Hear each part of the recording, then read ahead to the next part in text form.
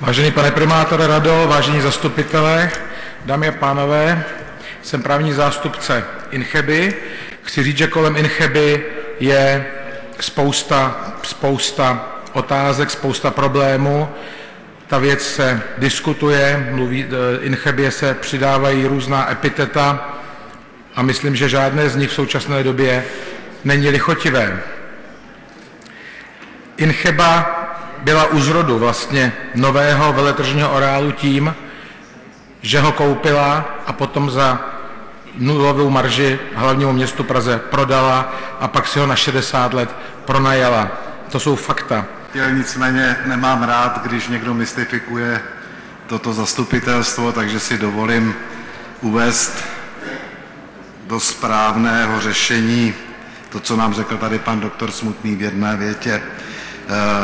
Hovořil o tom, že Incheba koupila majetek na výstavišti Praha a bez marže ho prodala hlavnímu městu Praha. Tak to není samozřejmě pravda. Incheba koupila pouze majetek z konkurzní podstaty, koupila ho za 280 milionů, městu prodala tuším za 320 nebo 330 milionů. Jestli 40 nebo 50 milionů korun není slušná marže, tak nevím, jaká už by měla být. Soudní spor například mezi Prahou a Inchebou by mohl vlastně tento areál úplně zničit. Víme, jak vypadají budovy nebo oblasti, které jsou předmětem vleklého soudního sporu, který by zcela jistě nastal.